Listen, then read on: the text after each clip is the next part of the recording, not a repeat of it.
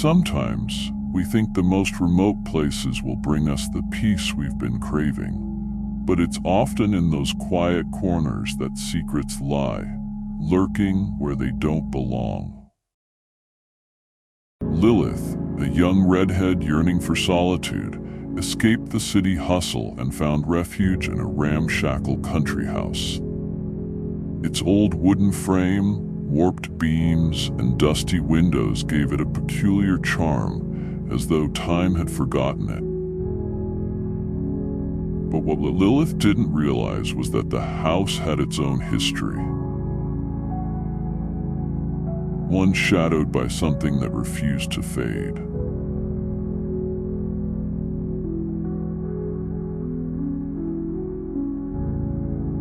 The first few hours were unremarkable. She wandered through the house, taking in the antique furniture blanketed in dust, threadbare tapestries, and black and white portraits of stern-faced ancestors that almost seemed to stare at her. Yet at the end of the long downstairs hallway, something caught her eye. A door. Not just any door, but one that had been sealed shut. Not locked, but nailed and boarded up with rusty iron nails, as if someone had gone to great lengths to ensure it would never open. Lilith skipped past it the first time, but it stayed in her mind long after, pricking at her curiosity like a splinter. The first few days passed quietly. Lilith settled into her solitary routine. Each morning she awoke to the wind rattling the window panes, the creak of old beams, and occasionally a distant howl of wild animals. The solitude was peaceful, but there was an undercurrent, a lingering unease she couldn't shake. During the day, she wandered the grounds, strolling among bare trees and pausing by a small stream whose babble sounded almost conspiratorial, as though it carried ancient secrets. Every time she walked back down that corridor, her eyes darted to the sealed door. Something about it unsettled her, even though she couldn't place why. It felt out of place, unnatural.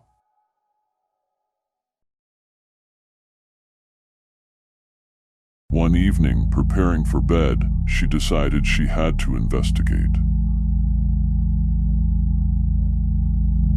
Her curiosity gnawed at her like the fear that accompanied it. Why seal a door so thoroughly? The house was old, but nothing else seemed threatening. Still, no explanation rang true. Her irrational dread towards that door grew each day, but she refused to think about it. For now, she vowed to ignore it. A couple of days passed with little incident until one night, Lilith was reading by the fire and something disturbed the silence. At first, it was a barely there tap, like a whisper of wind brushing against the walls. She raised her head, thinking it must be the draught, but it persisted, stronger, clearer. Coming from the hallway, from behind that sealed door. Frozen, she stared at the flames in her book's reflection, hoping it was her imagination. Some odd quiver in the wood shifting in the cold night. But instinct told her otherwise. The tapping was too deliberate, too irregular, like something behind the door was trying to claw its way out. Her heart thumped fiercely, and the warmth of the chimney seemed suddenly pointless. Who or what could be trapped behind that board and nails barricade after all these years.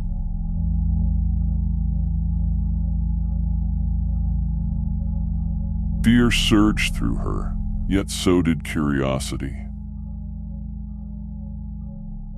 Against her better judgment, she stood up and crept towards the hallway, stepping softly but determined.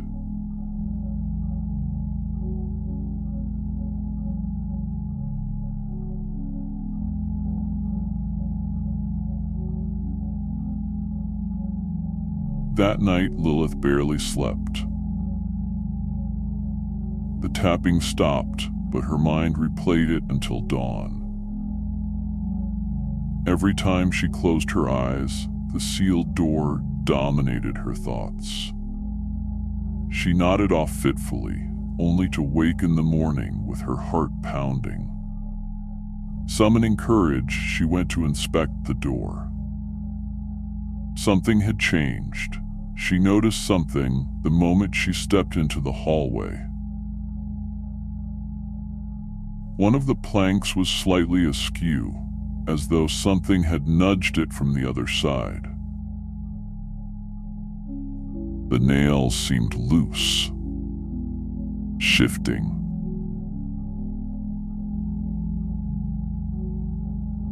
She edged closer, breathing shallow, heart hammering in her chest. Tentatively, she touched the board, just a brush of her fingertip, and it shuddered under her skin. A chill trickled down her spine. The hallway shadows seemed to flicker, warped as if reality itself had cracked around that doorway. She pulled back. Terror and dread mingling. But that sensation, like something desperately trying to escape, was so intense she knew she couldn't ignore it.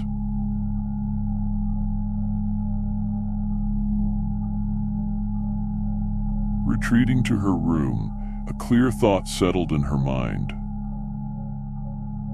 Something evil had been stirred.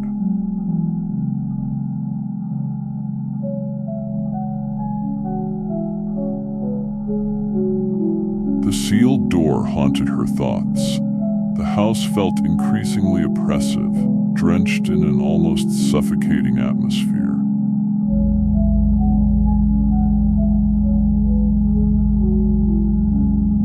Desperate for answers, she remembered the attic, a space she had avoided, and decided it might hold clues. With a torch in hand, she crept up the stairs. Each step groaned in the hush. The attic air was thick, heavy with stale dampness. Hidden among dusty boxes, she discovered a leather-bound book, yellowed and forgotten. Its title, worn by time, still read, "Warnings, sealed."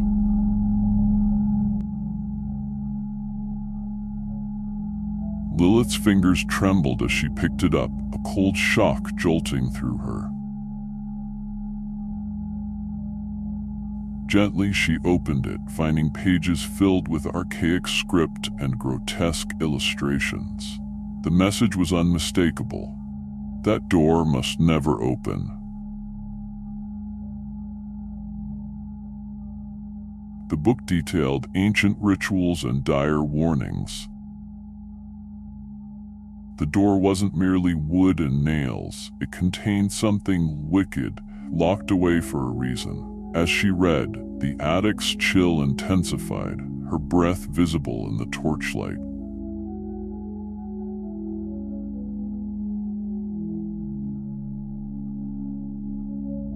She felt as though unseen eyes were upon her. Turning the final page, she closed the book with a sharp thud, her heart racing.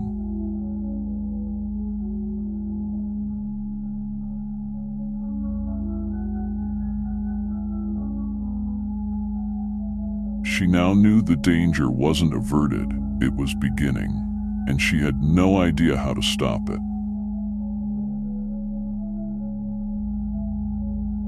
No sooner had she closed the book than a sudden creak echoed in the attic, like something shifting in the darkness. Her heartbeat stilled. She spun towards the stairwell but saw nothing.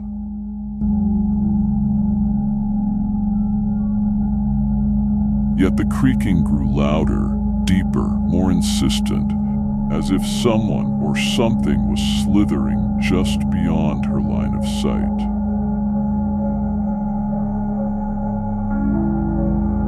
The darkness seemed thick, almost alive, wrapping around her. The house lights began to flicker. In the blackout, Lilith could have sworn she glimpsed a shifting shadow in the hallway, shapeless, formless, like a dark storm swirling.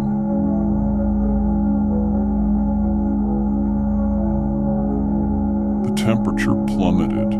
She sensed movement creeping nearer, dragging itself across the floorboards. She tried to flee, but her legs refused to obey. The lights flickered back and she was alone.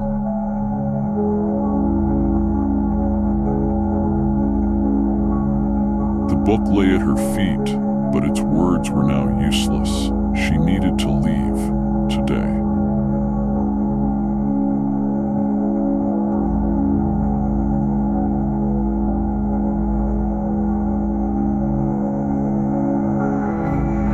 Panic-stricken, Lilith gathered essentials and rushed for the front door.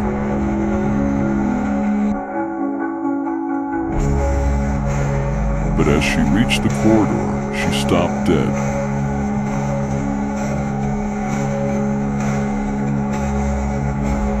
The sealed door, once nailed tight, lay in ruins, boards littering the floor.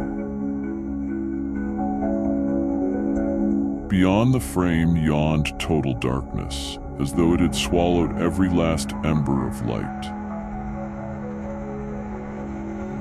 A surge of icy air rushed out. Lilith staggered back, her blood turning cold, as a long, bony hand slithered from the blackness. Its fingers were knotted, dripping with some sticky, repulsive film. The iron nails shattered under its pressure. She tried to scream, but no sound came. The hand reached for her, her mind shattered, and then everything went black.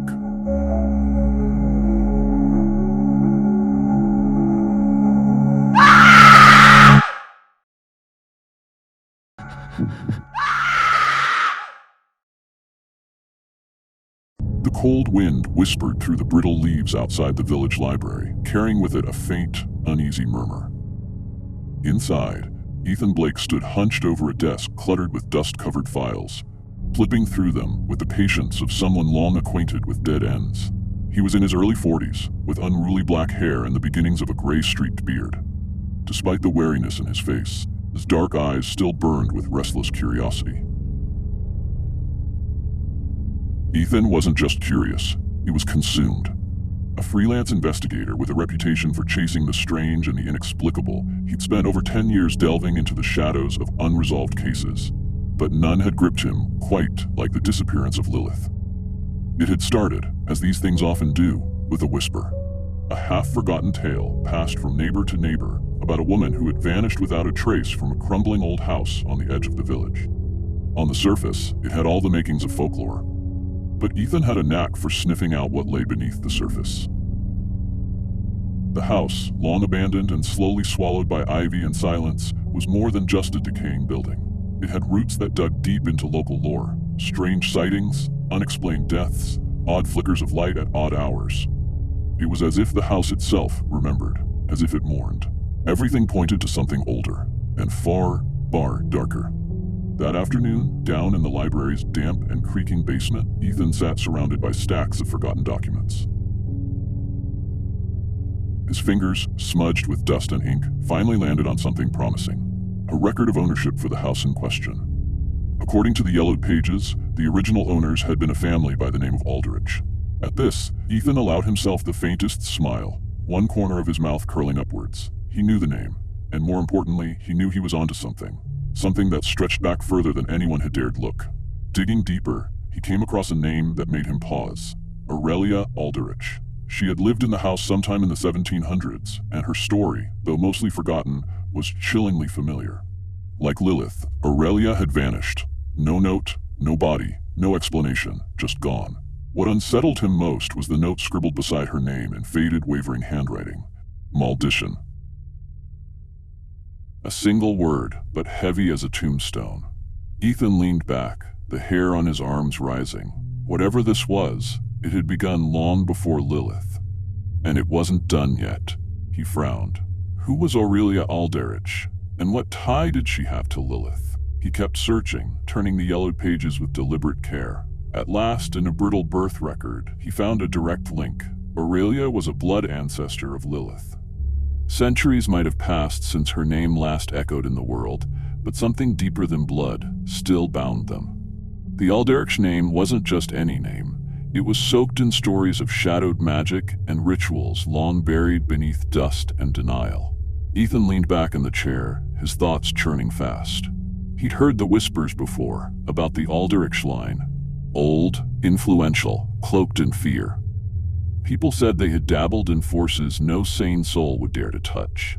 Some even claimed they bent the dark to their will. But it wasn't those tales that made his skin crawl. It was a scribbled note in the margin of one document, written in a trembling, spidery hand: the descendants are cursed.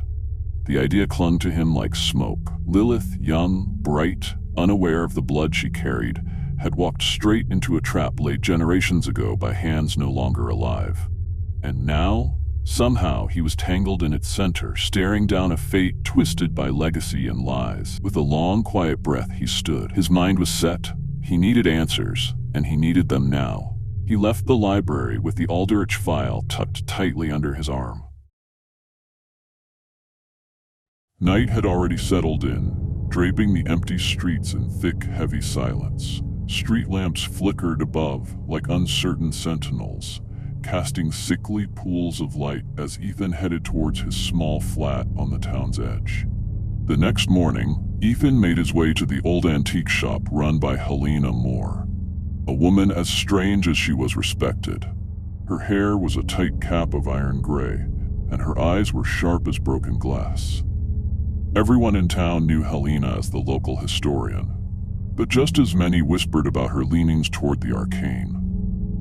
Her face was a map of lines, her fingers long and brittle, but her mind remained razor-sharp. No one knew her exact age. Some claimed she'd simply always been there, unchanged and untouched by time. As Ethan stepped inside, the air in the shop pressed close. It smelled of old paper and something else, something metallic, almost alive. The walls were lined with clocks that ticked out of sync, shelves sagged under leather-bound tomes, and strange charms dangled from rusted nails. Helena turned to him with a knowing, thin-lipped smile. "Ah, Ethan, I was expecting you," she said, voice low, nearly a whisper, as if anything louder might disturb whatever else lingered in the room. He wasn't surprised. Helena always seemed to know things she had no right to know. Without a word, he reached into his coat and laid the Aldrich file on the counter. "I need help making sense of this." He pointed to the names, especially one. Aurelia Aldrich. It looks like Lilith's connected to this family, but there's something else here, something these pages won't give up on their own. Helena frowned as her eyes landed on the name. "The Aldrichs," she murmured, her thin fingers brushing across the yellowed paper. They weren't just any family. Aurelia was one of the strongest. At least that's what they used to say. She dabbled in dark magic, wielded forces that most wouldn't dare to name, let alone try to understand. A shiver crawled down Ethan's spine like a warning too old to ignore. "I read that she vanished, just like Lilith." Helena gave a slow nod, her gaze locking onto Ethan's with unsettling intensity. Vanished is putting it mildly. Aurelia didn't just disappear. They sealed her, trapped her soul and others she'd summoned, somewhere in between realms. The house isn't just wood and stone, Ethan. It's a tether. And Lilith, with her blood, stirred something that should have stayed buried. What happened to her? Ethan asked, jaw clenched, as though bracing for a truth he wasn't sure he wanted. Helena didn't blink. Aurelia left a trace behind. That sealed door in the house? It's not just a door, it's a threshold, a barrier between here and something else entirely. Lilith, she's been taken. The Aldarch bloodline has come to collect her. Helena's words landed hard, like iron dropped on stone. That house wasn't merely cursed, it was a gateway to something far more terrifying. And Lilith, she wasn't just caught in its grip, her blood had awakened it. Now she was part of a legacy soaked in something ancient, something damned. Is there a way to get her back? He asked, even though the dread in his voice said he already knew. Helena hesitated. Just a breath. But it was enough. That depends. If the thing that haunts that house has claimed her, it won't be easy. That door doesn't open on a whim, and if you go through, you may not come back. Ethan felt fear knot itself around his resolve. But it wasn't enough to stop him. He had to open that door, to face whatever lay beyond it, and find out what had really happened to Lilith. And deep down, he knew. The darkness around the Aldarch family wasn't just going to give up its secrets. Outside the tent, the wind howled harder, as though something older than the earth itself had stirred. And Ethan, more than ever, realized he had stepped into a mystery that wouldn't let go until it had taken everything. The day broke under a slate-gray sky, heavy with rain, as if the heavens themselves had tuned in to Ethan's darkened thoughts. After a sleepless night, his mind still reeled from the information Helena had shared with him. The link between Lilith and the Aldarch family was now undeniable, yet the nature of the house, and more disturbingly, its precise location, continued to gnaw at him. Resolute in his need to uncover the geographical roots of the estate, Ethan set off for the village's old library. The building, all red brick and solemn quiet, stood stoically beneath a large clock whose hands marched time forward with a near-cruel certainty. The library was still and silent, save for the rhythmic tapping of rain against the window panes. Ethan made his way straight to the archive section, tucked away where the air clung thick with the scent of time-worn paper and forgotten dust. Behind the main desk was Emily Carter, a woman in her 60s, hair gray and tightly pinned, with eyes that were kind, though sharp enough to catch what most missed. She'd worked there for so long she'd become something of a living archive herself, especially when it came to the village's older, darker tales. "Morning, Emily," Ethan greeted, approaching the counter with a cautious sort of purpose. "Morning, Ethan. What brings you here today, then?" she asked, peering over her glasses, her curiosity already piqued. "It's the Aldarch house, the one out in the fields," Ethan said, sliding a worn folder across the desk. "I'm trying to find out more about where it sits and anything odd about its history. Geographically, I mean." Emily took the file and skimmed through its brittle pages, her expression subtly shifting as she read. "That house has stirred up more stories than I could count," she murmured, half to herself.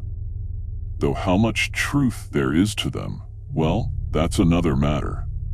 Still, we do keep some of the older records that might shed a bit of light. There should be land registry files and the original layout in the surveyor's archive, just through there." Ethan gave a nod of thanks. Emily gestured toward a room at the back of the building, then turned away to tend to her morning tasks, her presence lingering like a quiet reassurance as he stepped into the shadows of the past. In the archive room, Ethan uncovered a wealth of old maps and papers tied to the estate. He set to work with a sort of quiet urgency, spreading the fragile sheets across a long, dusty table. One map in particular, a hand-drawn chart from the 1800s, caught his eye. It showed Aldrich House marked in a curious way. Strange lines and symbols scrawled purposefully across the parchment. The house, it seemed, stood precisely at the crossing point of what the map called ley lines, those ancient, invisible threads of energy said to crisscross the globe in silence. Ethan remembered reading about ley lines in old texts, those obscure volumes on ancient magic and the forgotten sciences. They were believed to be streams of energy, subtle yet powerful, shaping the spiritual and physical world alike. And here, Aldrich House sat smack in the center of a junction. If the theories were even half true, that meant the house might act as a sort of gateway, a thin place where the veil between dimensions stretched dangerously thin. As he traced the markings, Ethan spotted a particular symbol drawn near the house, a circle flanked by jagged lines and triangles, oddly ritualistic. He'd seen it before, in books that spoke of old protection rites and sealing magics. These were not just scribbles, they were purposeful, deliberate. From what he could gather, such symbols were meant to contain or direct mystical forces. The Aldrichs hadn't picked the site for its scenery. No, they chose it because it was charged, alive with something old and possibly perilous. Time slipped by unnoticed as Ethan drank in every scrap of knowledge. The rain had faded, replaced by a hesitant light filtering through the cloud cover. It brought with it a quiet that felt strangely misplaced, like the calm before something subtle but dreadful. With a growing sense of determination, he packed up the papers and made for the grounds outside Aldrich House, hoping the land itself might offer him more answers. Stepping outside, he found the landscape somehow changed. It wasn't dramatic, just wrong in a quiet, unsettling way. The trees seemed oddly contorted, as if twisted in silent pain. Shadows clung to them with more weight than they should have had. Even the little brook, once a gentle presence, now seemed to murmur something darker. Kneeling at its edge, Ethan stared into the murky current. There was a feeling in the water, not something he could see exactly, but something he could feel. A heaviness, as if the brook was bearing secrets. Then, a flicker of movement along the bank drew his eye. He leaned closer and unearthed something half buried in the mud, a talisman, old and weathered.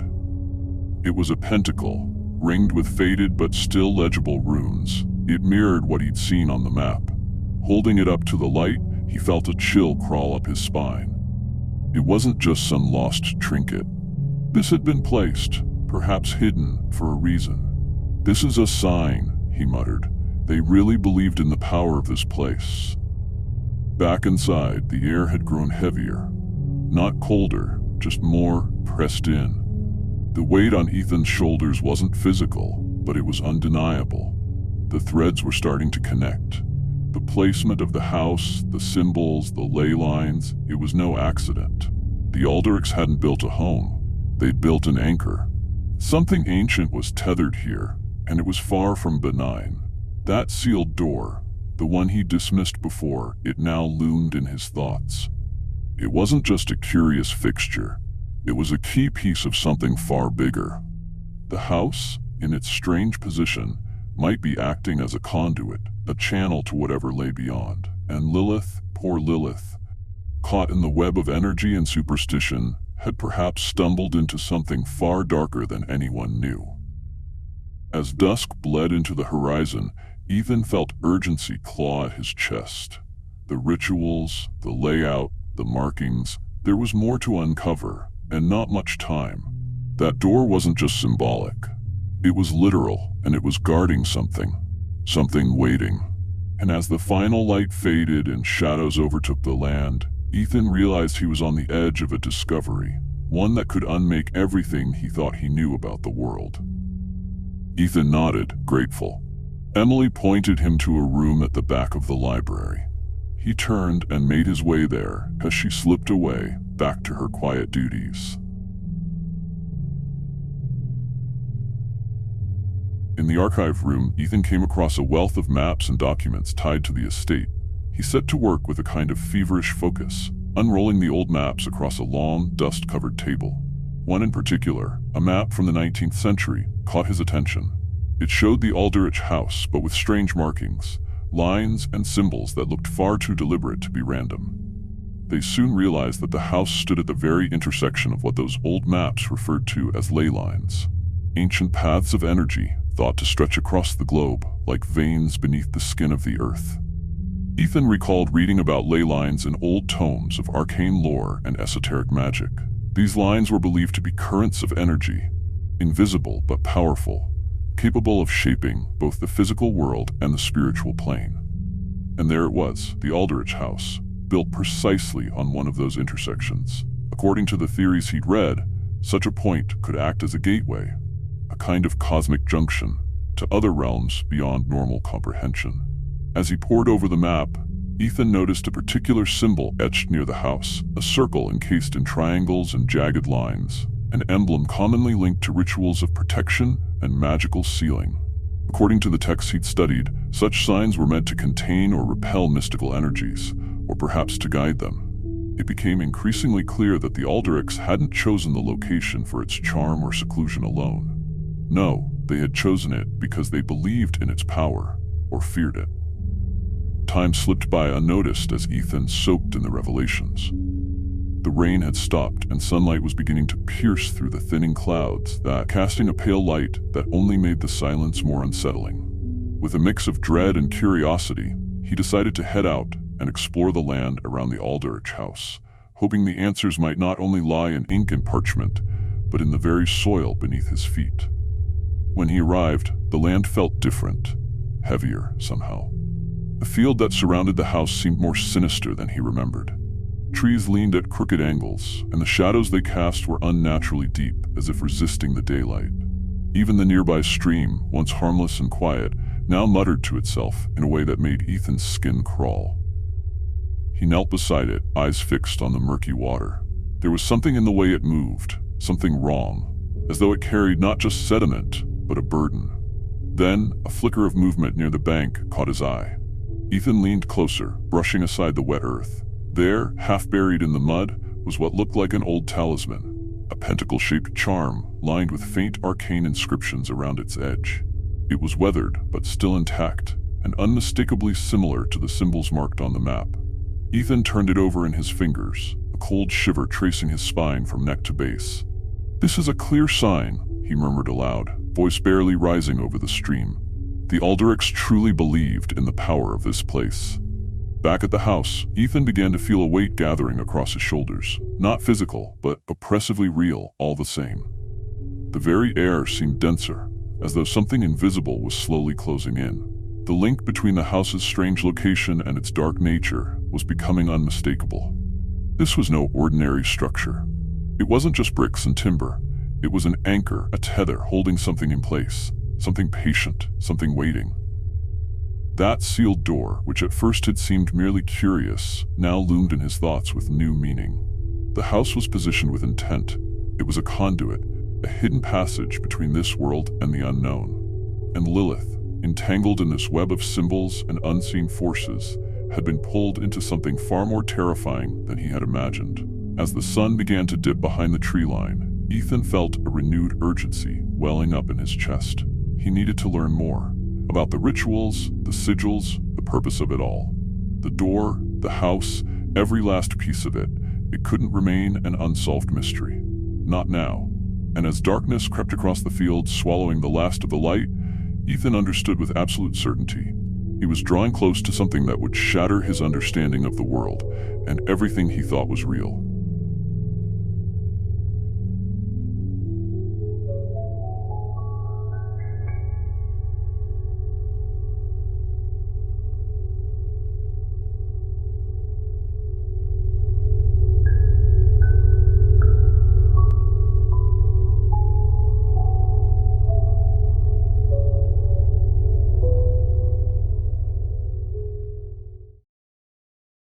The chill of the following morning hung over Ethan's house like a damp curtain, clinging to the walls and seeping through the cracks.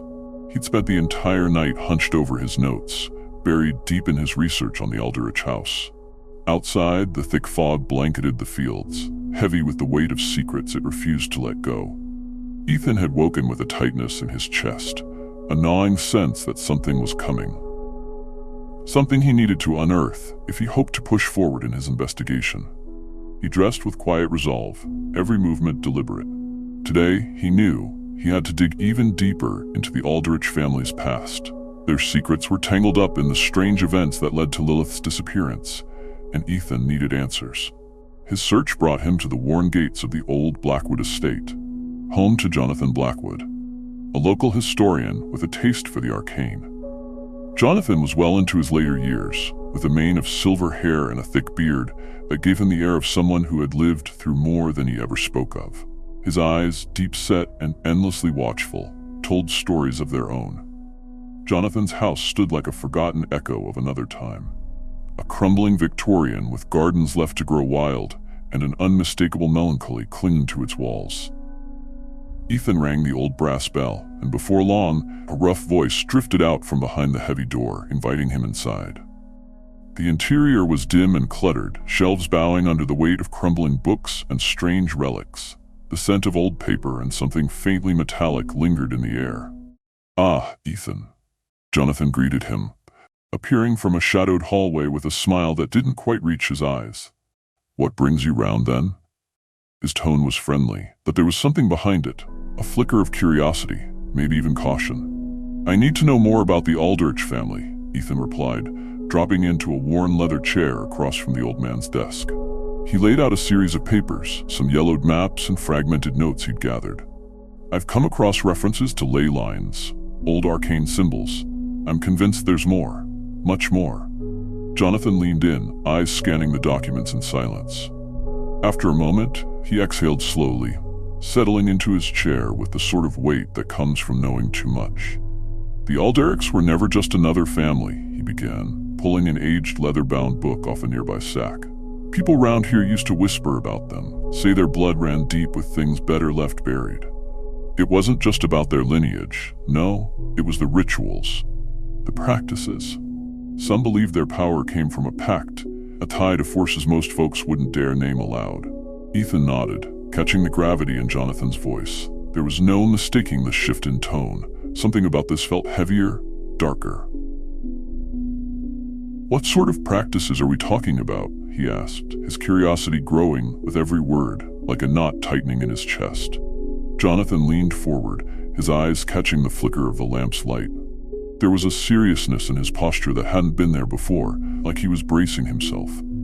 "The Aldrich family were neck-deep in rituals most folk wouldn't dare to dream about," he began, his voice low.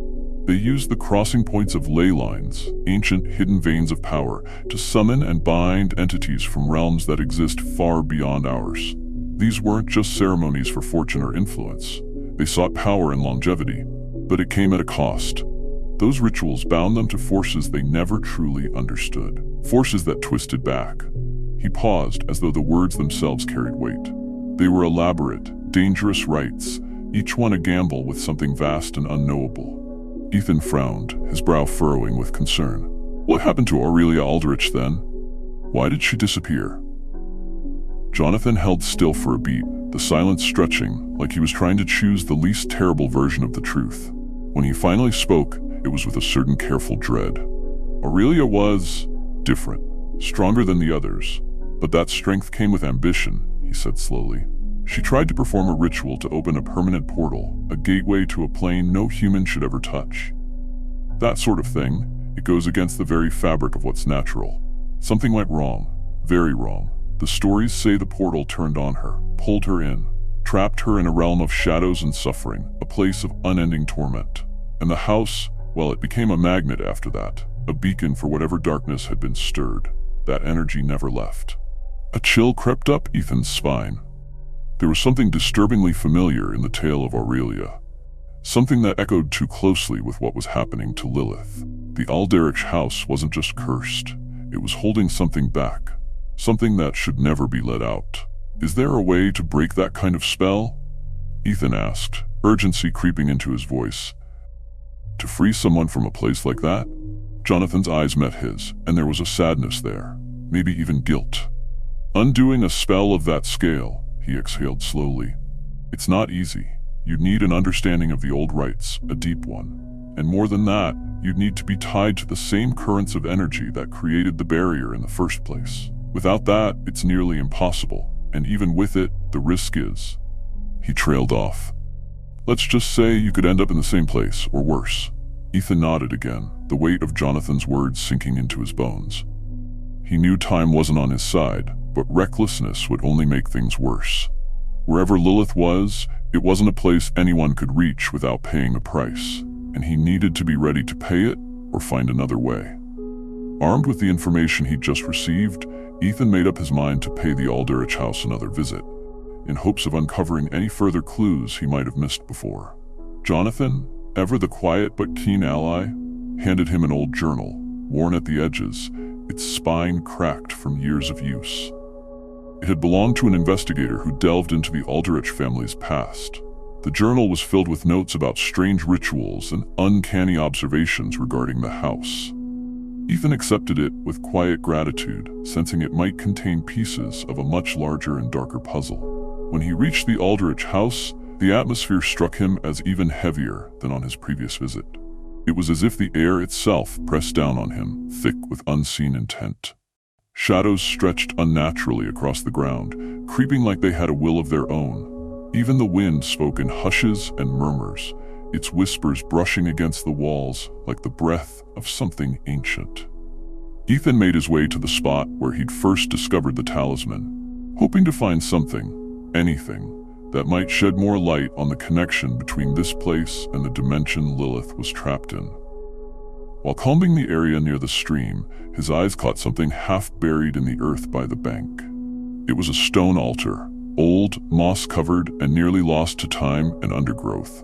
He knelt beside it, brushing away leaves and grime, revealing markings carved deep into the surface.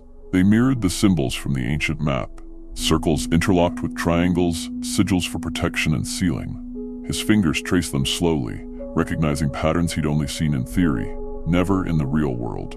It was all disturbingly real now, more than mere legend. Then, without warning, the air grew cold, unnaturally so.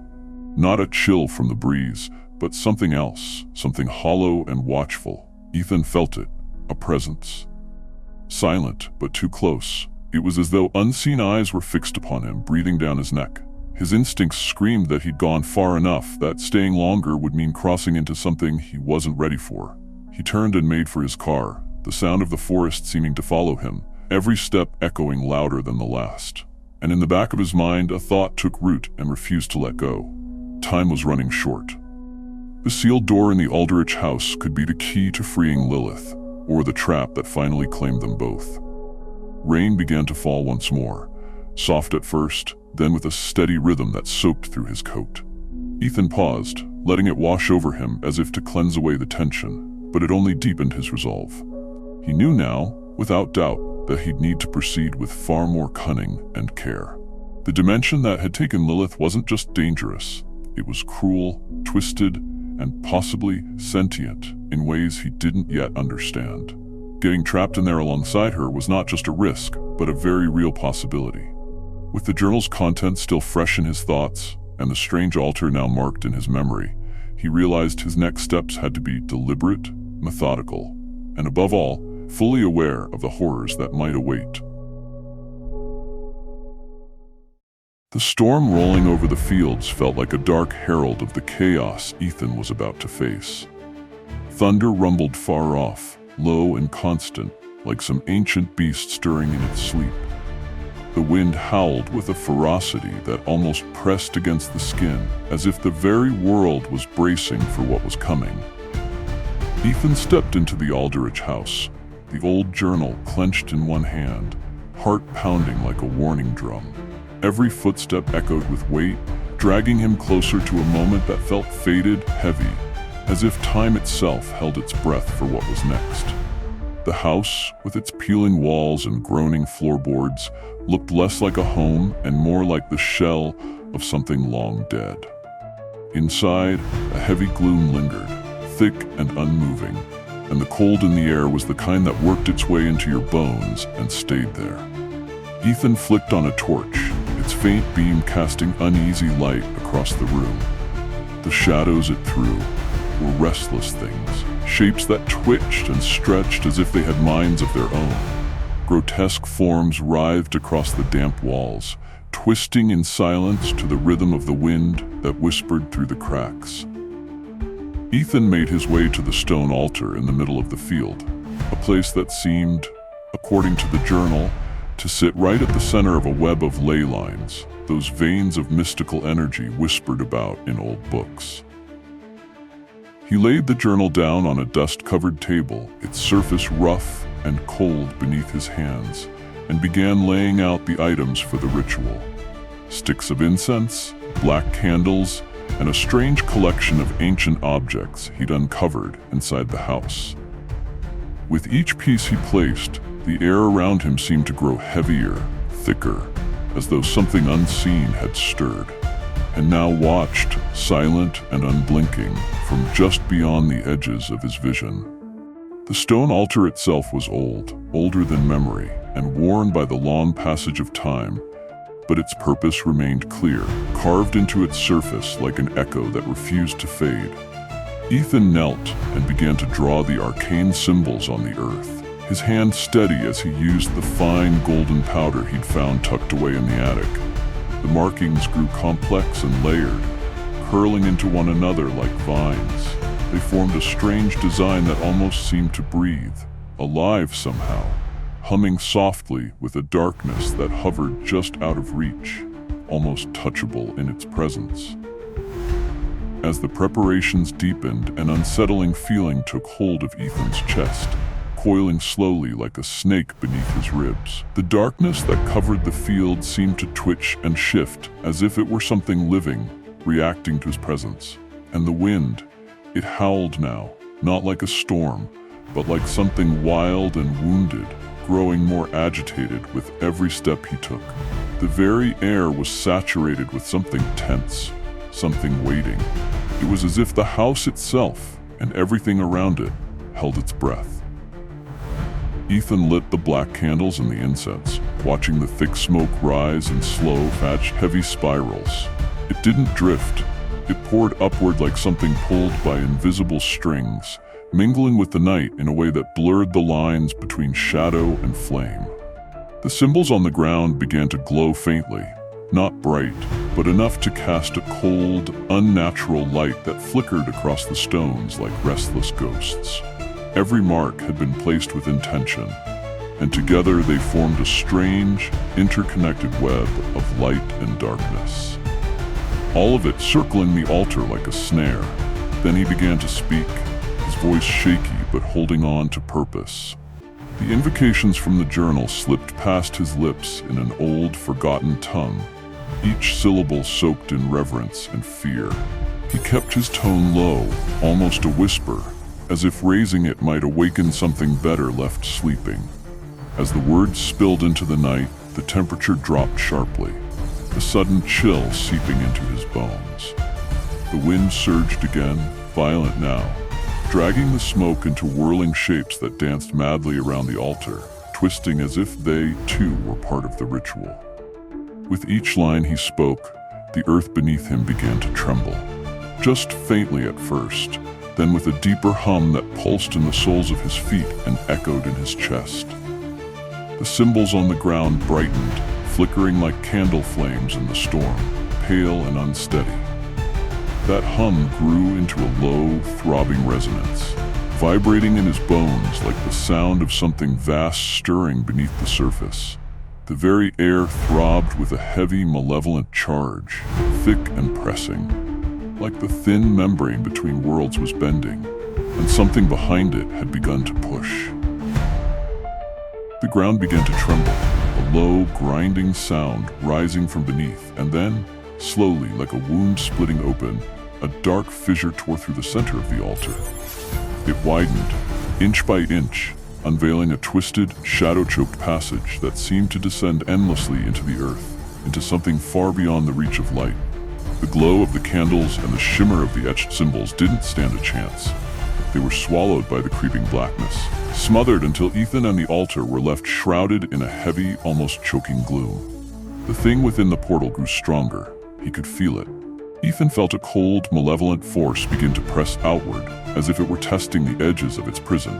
A wind, sharp and glacial, surged from the crack, and with it came a whisper, fragmented, foreign, and impossible to understand, but thick with dread. It sounded like something ancient, speaking from some awful distance. The air turned thick, heavy with weight and meaning, and Ethan felt it settling on him, an invisible burden that clung to his chest and bones like frost. Shadows across the field stretched and warp-warped, twisting into grotesque silhouettes that shifted with a sinister, almost mocking rhythm. The earth quaked beneath Ethan's feet, shivering like something alive and afraid, while the candles flared wildly, sputtering in panic. The darkness within the portal wasn't just a void. It pulsed, restless and alive, like a primordial chaos trying to tear its way into the world. Something ancient. Something that had waited too long. Suddenly, Ethan was pulled into the Aldrich house, or rather into a vision of it, a twisted recollection, blurred between waking and dream. The air around him shifted, thickened, as though time itself had peeled back. He found himself once more in the Aldrich house, yes, but not the ruined shell he'd known. This was from long ago. The walls stood tall, untouched by rot or decay, their surfaces smoother, steadier, as though freshly built. But the house breathed differently now. There was a charge in the air, sharp and unnatural, something dense and unnerving that pricked at the skin, a presence not entirely hidden. And Lilith was there.